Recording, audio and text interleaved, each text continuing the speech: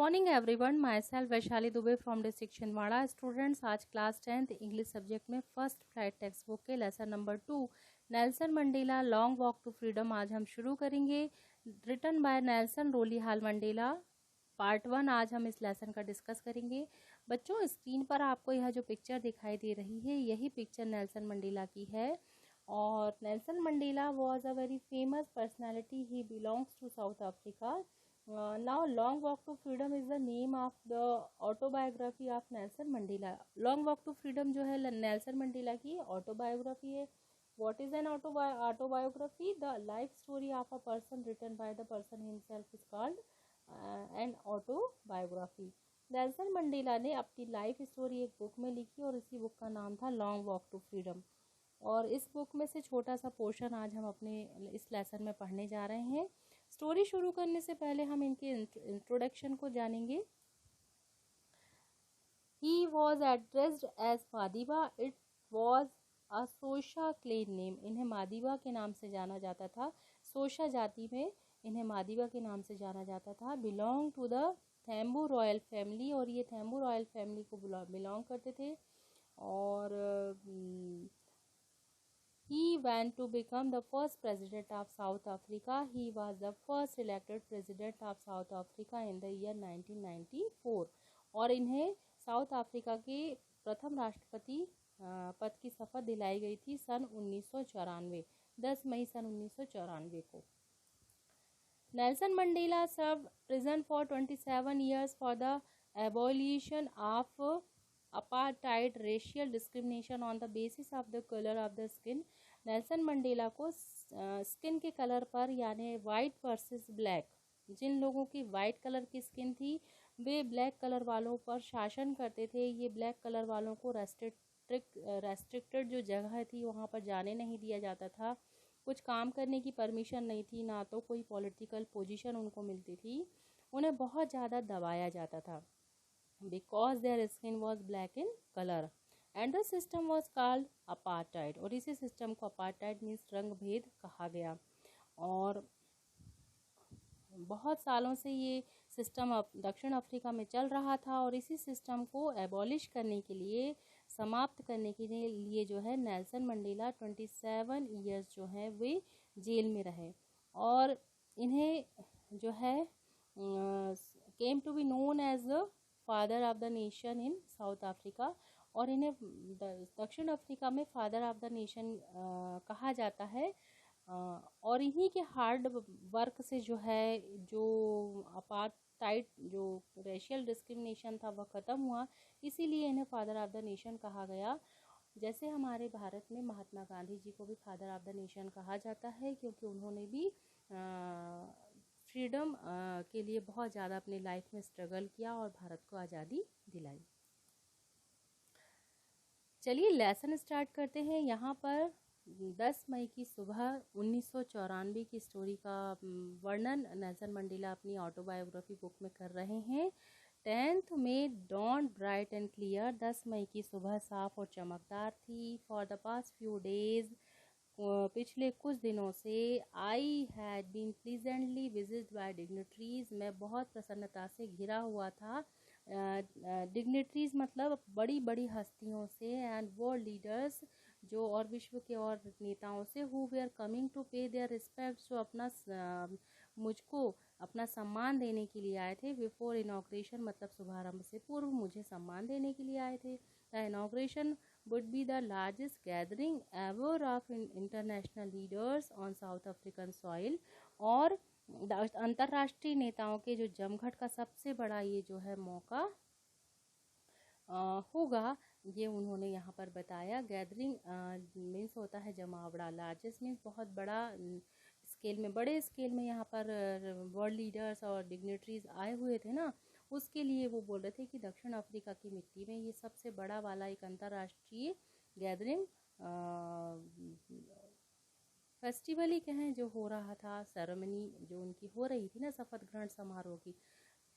To be visited by, to be surrounded by, closely by मतलब चारों तरफ से घिरे होना। यहाँ आप देख रहे हैं नेल्सन मंडेला जो है ढेर सारे वर्ल्ड लीडर से जो है चारों तरफ से घिरे हुए हैं। उस दिन इनका शपथ ग्रहण समारोह था 10 मई सन 1994।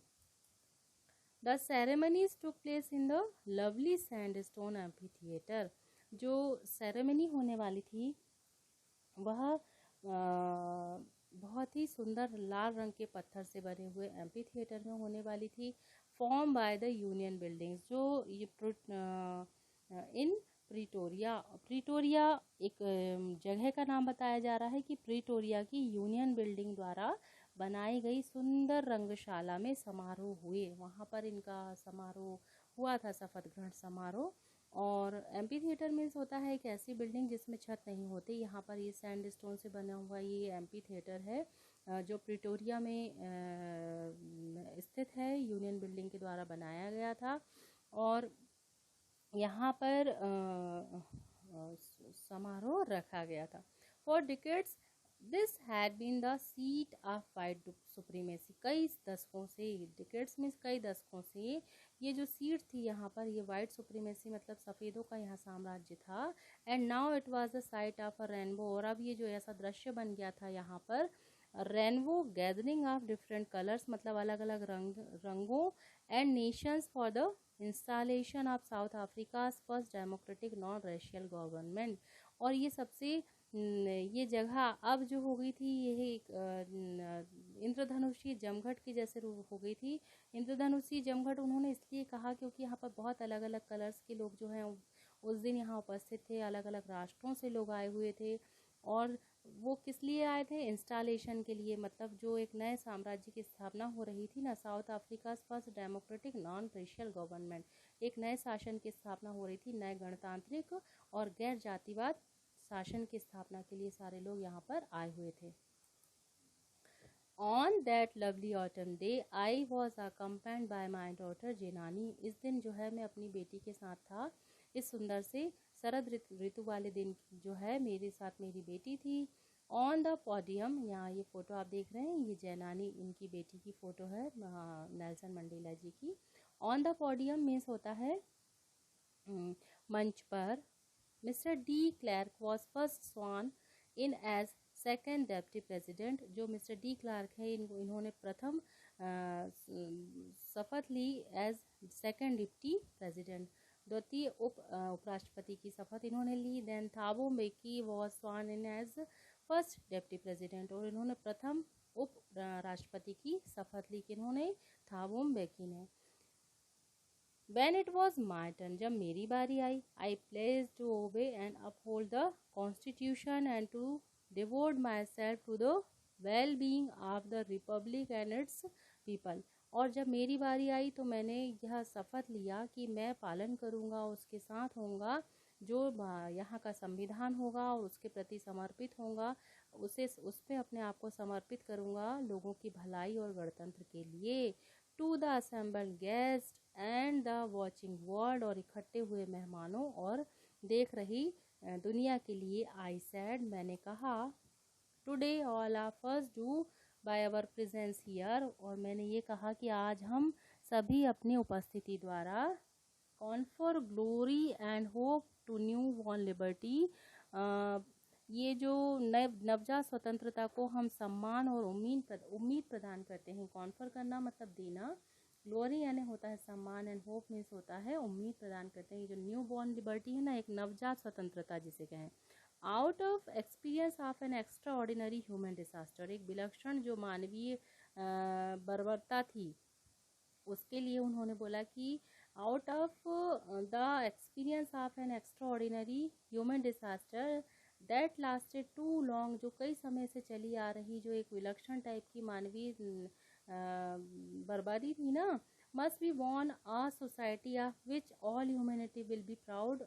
इसके इस अनुभव के बाद में जो है, एक्सपीरियंस मतलब जो इंसानी बर्बरता के अनुभव से एक ऐसे समाज का जन्म होगा जिस पर संपूर्ण इंसानियत जो है, ह्यूमैनिटी मीन्स संपूर्ण जो ऑल ह्यूमैनिटी में संपूर्ण इंसानियत जिस पर क्या करेगी, गर्व महसूस करेगी। वी हु वेयर आउटलॉज, हम अपने हमें जिन्हें बहुत लंबे समय तक, not so long ago, have today been given the rare privilege to be host to the nations of the world on our own soil। यहाँ पर मंडेला कह रहे हैं कि हमें, जिन्हें बहुत लंबे समय तक जातिवाद की नीतियों के कारण अलग रखा गया था। We who were outlaws, meaning नीचे देखेंगे, because of its policy of apartheid many countries had earlier broken off diplomatic relation with South Africa. मतलब इस रंगभेद की नीति के कारण जो अलग अलग देश थे उन्होंने साउथ अफ्रीका से अपने संबंध तोड़ लिए थे। तो यहाँ पर मंडेला कह रहे हैं कि जो लंबे समय से जातिवाद की नीतियाँ जो चल रही थी उनके कारण अलग हमको रखा गया था। आज मौका हमको मिला है कि हम अपनी ही मिट्टी पर संसार के राष्ट्रों के मेजबान बने। मतलब अब संसार के बहुत सारे होस्ट आए हुए थे ना, उनके हम क्या बने हैं, मेजबान बने हैं। To be host to the nations of world on our own soil. We thank all of our distinguished international guests for having come to take possession with the people of our country of what is after all a common victory for justice, for peace, for human dignity। और उन्होंने बोला कि जो सभी हम अपने सभी प्रतिष्ठित अंतर्राष्ट्रीय मेहमानों का धन्यवाद देते हैं। वे जो थैंकफुल कह रहे हैं कि जो आए हुए थे ना उनके लिए, जो हमारे देश के लोगों की आखिरकार साधारण न्याय की, शांति की और इंसानी सम्मान की विजय पर हमारा साथ देने आए। देखिए कितनी अच्छी बात उन्होंने लिखी है ना कि we thank all of our distinguished international guest. जो अंतर्राष्ट्रीय मेहमान आए थे उनके प्रति उन्होंने आभार व्यक्त किया। जो हमारे कंट्री में जो आखिरकार आफ्टर ऑल, मतलब आखिरकार जो है एक कॉमन विक्ट्री फॉर जस्टिस, एक जो सामान्य विजय कहना चाहिए न्याय की, शांति की और जो मानवीय डिग्निटी की, जो सम्मान के लिए हमारे साथ देने के लिए आए हैं, उन सब का हम धन्यवाद करते हैं। We have at last achieved our political emancipation। emancipation means होता है आज़ादी, कि आखिरकार हमने अपनी राजनीतिक आज़ादी जो है वो प्राप्त कर ली। We place ourselves to liberate all our people from the continuing bondage of poverty, deprivation, suffering, gender and other discrimination। discrimination means होता है जो अलग तरीके की वहाँ पर व्यवस्थाएं थी। उन्होंने बोला कि आखिरकार जो है हमने अपनी राजनीतिक स्वतंत्रता प्राप्त कर ली। हम अपने आप से शपथ लेते हैं। बी प्लेज मीन्स होता है हम अपने आप से शपथ लेते हैं अपने सभी लोगों को लगातार चल रही जो गरीबी की जंजीरों से, तकलीफ़ों से, जाति और अन्य भेदभावों से आज़ादी दिलाएंगे। डिस्क्रिमिनेशन मीन्स होता है आज़ादी, डिस्क्रिमिनेशन मीन्स होता है भेदभाव जो है उससे हम क्या करेंगे, आज़ादी दिलाएंगे। Never never and never again shall it be that this beautiful land will again experience the oppression of one by another. यहाँ पर मंडेला कह रहे हैं कि अब फिर कभी यह सुंदर धरती एक दूसरे पर शासन नहीं करेगी, नहीं झेलेगी। The sun shall never set on so glorious a human achievement। और जो मानवीय अचीवमेंट का मतलब होता है इंसानी प्राप्ति का जो सूर्य है वह अभी जो है कभी अस्त नहीं होगा। लेट फ्रीडम रेन मीन्स होता है टू रूल, यानी शासन करना, स्वतंत्रता को शासन करने दो। यहाँ पर मंडेला कह रहे हैं कि लेट फ्रीडम रेन मतलब स्वतंत्रता शासन करे। गॉड ब्लेस अफ्रीका, और भगवान जो है अफ्रीका को आशीर्वाद दे।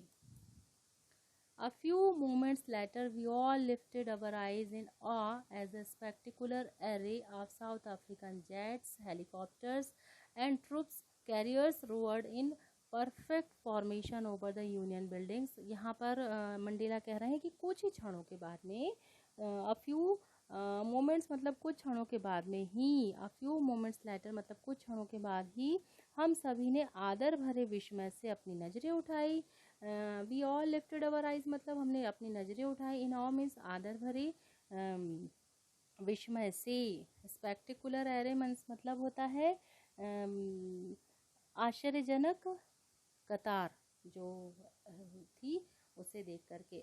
साउथ अफ्रीकन जेट्स, जो साउथ अफ्रीका के जेट्स थे, हेलीकॉप्टर्स थे, ट्रुप्स कैरियर्स थे, ये सब जो है एक बहुत ही परफेक्ट फॉर्मेशन के साथ यूनियन बिल्डिंग्स के ऊपर जो है वो चल रहे थे. It was not only a display of pin point precision and military force but a demonstration of the military's loyalty to democracy, to a new government that had been freely and fairly elected. ये जो थी केवल एक सेना शक्ति और निश्चितता का प्रदर्शन जो है ना था, बल्कि एक नमूना था सेना की वफादारी प्रजातंत्र में और साफ और सही तरीके से चुनी गई नई सरकार के लिए. वहाँ पर उस दिन नई सरकार चुनी गई थी ना, डेमोक्रेसी मतलब गणतांत्रिक सरकार जो नई बनी हुई थी, उसके लिए ये जो प्रदर्शन हो रहा था. Only moments before the highest generals of the south African defence force and police their chests bedecked with ribbons and medals from days gone by saluted me and placed their loyalty. और यहाँ पर उन्होंने बताया है कि केवल कुछ क्षण पहले ही ओनली मोमेंट्स मतलब कुछ क्षण पहले, ओनली मोमेंट्स बिफोर मतलब कुछ क्षण पहले ही जो है दक्षिण अफ्रीका की सेना और पुलिस बल के उच्च अधिकारियों ने, जिनके सीने जो है रिबन मेडल से दमक रहे थे, मुझे सलामी दी थी और अपनी वफादारी की शपथ ली थी. मैं इस तथ्य से बेखबर नहीं था. व्हाट? उन्होंने उन्हें सलामी दी थी ना, उनसे वफादारी का प्रदर्शन उन्होंने किया था. आई वॉज नॉट अनमाइंडफुल, मतलब अनमाइंडफुल यानी होता है बेखबर नहीं होना. Of the fact that not so many years before they would not have saluted but arrested me. और मैं ये जानता था, मतलब मैं बेखबर नहीं था कि कुछ साल पहले तक वे मुझे सलामी नहीं देते थे बल्कि मुझे गिरफ्तार करते थे. अरेस्टेड मीन्स होता गिरफ्तार कर किया करते थे. Finally a chevron of Impala jets left her smoke trail of the black, red, green, blue and gold of the new South African flag. यहाँ पर शेवरॉन एक पैटर्न होता है वी शेप का. वहाँ पर बहुत सारे इम्पाला जेट जो है एक के पीछे कुछ जिगजैग शेप बना रहे थे, just like a V for victory means जो अल्फ़ाबेट का वी अक्षर होता है ना, उस तरीके का हेलीकॉप्टर्स और जेट्स के जो है प्रतीक दिखाई दे रहे थे. वो कुछ इस सिचुएशन में चल रहे थे कि वे वी शेप के लग रहे थे और वे अफ्रीकन फ्लैग के जो कलर होते हैं लाल, हरा, नीला और सुनहरे रंग के धुएं को छोड़ते हुए चल रहे थे. The day was symbolized for me by the playing of our two nations anthems and the vision of whites singing Kosi Sikelel I Africa and blacks singing Die Stem.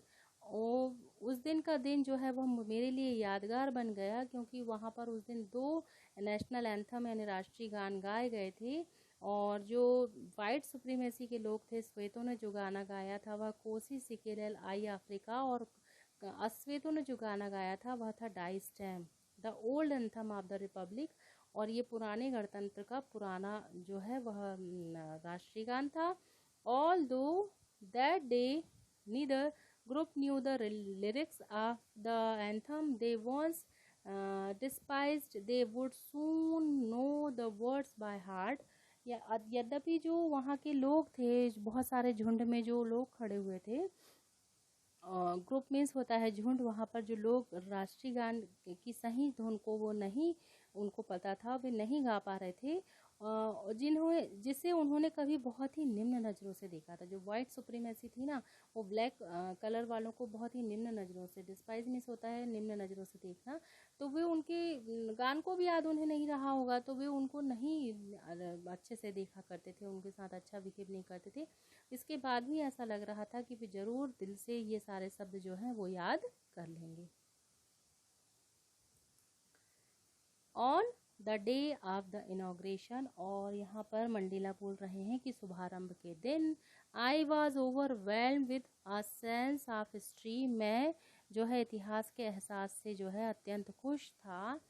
In the first decade of the 20th century, 20वीं सदी के पहले दशक में, a few years after the bitter Anglo-Boer War and before my own birth, the white-skinned peoples of South Africa passed up their differences and erected a system of racial domination against the dark-skinned peoples of their own land। यहाँ पर Mandela बोल रहे हैं कि 20वीं सदी के पहले दशक में एंग्लो बोअर युद्ध के कुछ सालों के बाद और मेरे अपने जन्म से कुछ साल पहले ही, एंग्लो बोअर युद्ध हुआ होगा 20वीं सदी के पहले दशक में और उनके जन्म से कुछ समय पहले, बिफोर माय ओन बर्थ की बात वो कह रहे हैं कि दक्षिण अफ्रीका के सफ़ेद जो कलर के लोग होते थे, सफ़ेद कलर के लोगों ने अपने आपसी झगड़े को मिटाकर ही धरती के अश्वेत चमड़ी वाले लोगों के खिलाफ जो है अपने अंतर और रंग भेद की एक प्रणाली खड़ी कर दी थी।